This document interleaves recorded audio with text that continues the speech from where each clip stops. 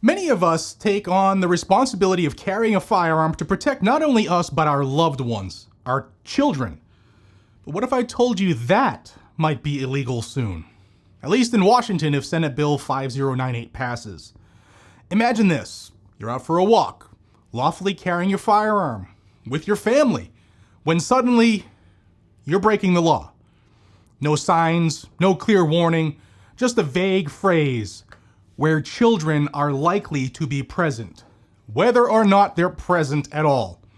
That's the new language in this bill that has gun owners furious. And if you think this won't spread to other states, think again. Hey guys, welcome back to Guns and Gadgets, your premier source for Second Amendment news. Before I dive into this bombshell legislation, make sure you hit that subscribe button and turn on the notifications. We're keeping you informed on our rights because, trust me, the anti-gunners never take a day off, so neither do we. And before we break down this crazy bill, a huge shout out to today's sponsors, Blackout Coffee. You can get this shirt there. These guys are Second Amendment supporters through and through. I'm one of the owners. We fuel the fight for our freedoms with every single cup of coffee. You can support a pro-gun, pro-American company by grabbing a bag today. You can also support Second Amendment Foundation, Gun Owners of America, Firearms Policy Coalition, all by buying their branded roasts. And we send $2 for each one of those items right back to them so they can sue the government.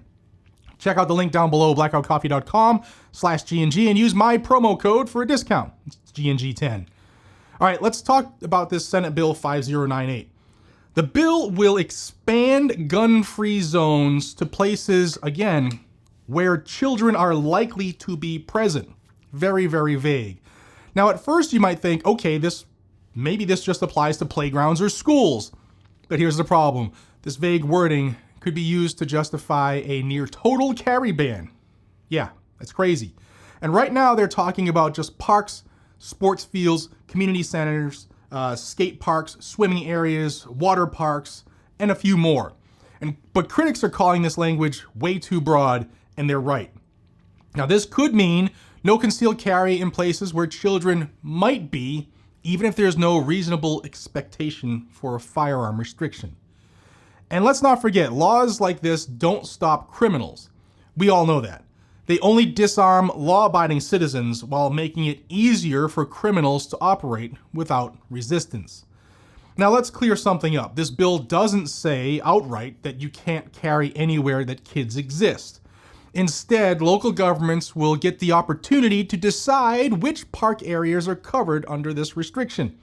And they're supposed to post signs saying that. Now, the bill also expands gun bans in government buildings and county fairs because apparently in the state of Washington, those are hotbeds for violent crime. So no, this isn't a full Washington-wide gun ban yet. But here's why this is very dangerous. Once these restrictions are in place, what's stopping the government or the anti-gunners from expanding the definition? I mean, they always do. Look at what happened with the magazine issue. We just want, 15 is a limit, then maybe 12, then 10. Some places want it less than that. It's obvious what they're after. And what would stop them from adding places like restaurants, movie theaters, or shopping malls? Not much. This is how gun control creeps in. They start with vague language, they set the precedent, and before you know it, boom, you're totally disarmed everywhere but your own home, if you follow unconstitutional laws. But let's be real. If violent crime drops after this bill passes in any single possible way, it won't be because of the bill itself. But that won't stop the anti-gun crowd from taking credit for it. They'll push for more bans and use this as an excuse to go even further, and eventually you'll be left with a gun-free Washington state if we don't step up and stop them. Except criminals, of course, right? Because they don't even follow laws that are existing, never mind new ones. And if you think that this type of legislation, if it were to pass, stops at Washington, think again.